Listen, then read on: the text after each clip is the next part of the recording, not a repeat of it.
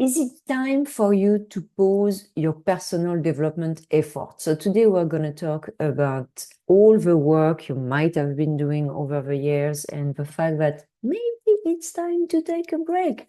So my name is Peggy van der Plas. Thank you so much for being here today and listening to this podcast. So if you've been following me for quite some time, you know that I am a sucker for personal development. I have done pretty much everything from the most straightforward to the most woo-woo. And over the years, I really have invested tremendous amount of time, energy, money in practitioners, trainings, trips, products, tools, books, experiences, and so on. And I've seen great results. Don't get me wrong, I've seen more self-awareness, I've seen more compassion, I've seen higher self-esteem, less anxiety, better mood, increased assertiveness. So really, like I've seen a lot of success. And above all, it's really this ability I have now to connect the dots between my story, my personality, my stories, my values, my thoughts, my actions, my feelings, and what's happening in my life. And this was really priceless work, but it still came at a price. A lot of disruption, constant effort, and in all honesty, more than a few misguided teaching. Let's talk about that first. So there were the courses with a Kundalini yoga teacher who had been placed in that place of a guru by a conman named the Toner Bandit, or rather nicknamed the Toner Bandit for his expertise in mail fraud. There was the very frequent spiritual bypass, and you might relate to that, this all is good mindset that is very common in New Age circles and that often dismisses pain and invalidates real experience. There was also the constant, I would say, self-reproach in the sense that if it was not working, if I was not getting there, the student was faulty, meaning me. It was not the process, it was not the unrealistic expectation, it was me. And then there were the experiential detours, like the sweat lodge in Mexico, where most participants suffered panic attacks. It was a bit collective enlightenment meet collective hyperventilation, the art opening hug session in Mexico, yes, same trip. Between sweaty, unrelated strangers. And no, this was not as transcendent as advertised. There was the women's self-defense class that was aimed at increasing my confidence, that mysteriously was populated by men who seemed to believe they were Jean-Claude Van Damme, and I am not joking, were quoting Rocky, the movie, like it was scripture. So I had a lot of these experiences. I'm laughing about it now. It was not necessarily funny in the moment.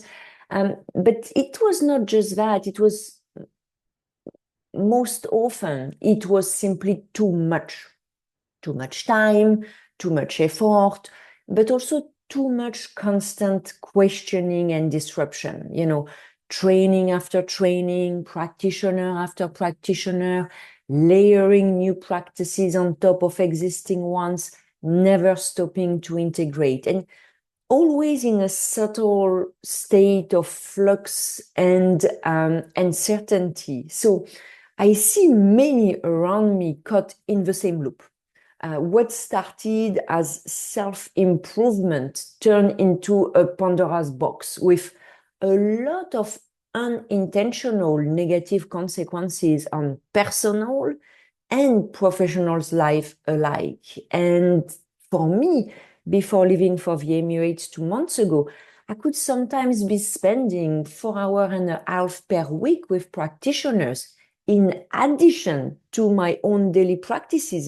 This had become my version of not just entertainment, but relaxation or free time, kind of. And deep down, I sensed I had reached a point where I didn't want to engage anymore. And it was not the first time it has happened in the past 15 years, but it was the first time that I actually pressed pause indefinitely. In the past, I would always say I'm taking a pause, and 3 days after I was back to it.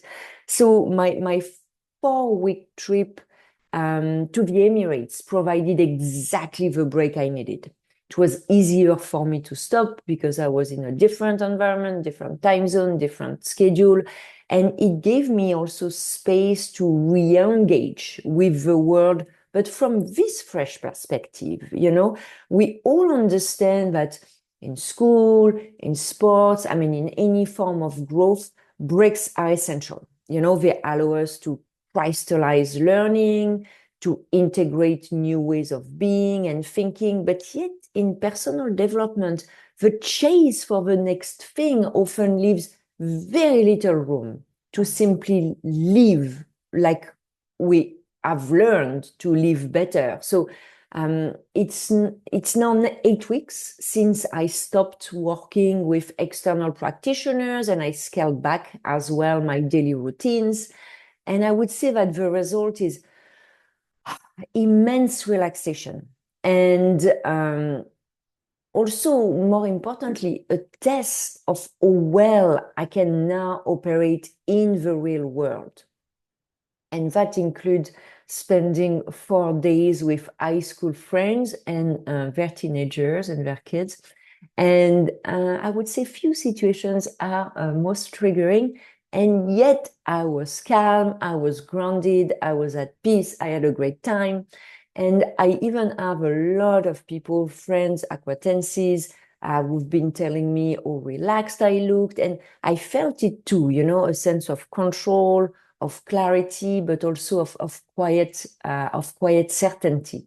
So it's again important for me to put the emphasis on the fact that I am able to be where I am today, calm, clear, grounded, because of all the work I did before, not despite it. The progress, the journaling, the coaching, the microdosing, the reflection, etc. All of it built the foundation I now stand on. But at some point, you have to recognize when it is enough, when the system you've been building is strong enough to sustain itself without constant tweaking. So, and that's the thing, it's knowing when good enough is great. So think of it like tennis. I'm a tennis player, so I always make a parallel with tennis. You take lessons, you learn techniques, you practice your serve, you improve your footwork, all of that. And then one day you reach a level where you can simply play. Not perfectly, obviously, but well enough to have fun. And you stop the lessons there. But like in tennis, you still need to keep playing, like you need to practice what you've learned if you want to consolidate your progress and maintain your level, maybe continue improving a bit. If you stop playing altogether, you will regress quickly. And again, the same goes for personal development.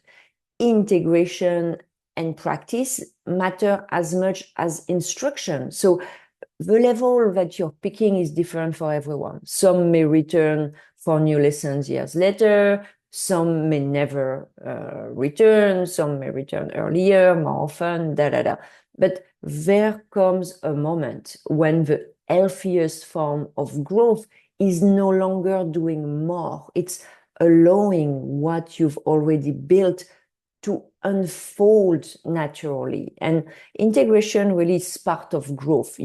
And maybe you were not, and you are not at my level of engagement when it comes to personal development, And I'm certainly not against suggesting we throw the baby out with the bathwater.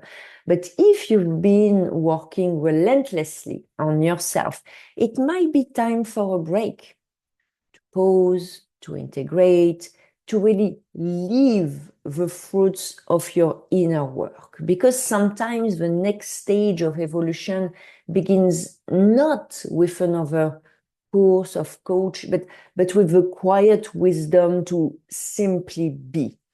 So thank you so much for listening today. It was a pleasure to do that podcast. Don't hesitate to reach out if you have any questions and comments. Again, my name is Peggy van der Plasch, and I'll see you next week. Bye-bye.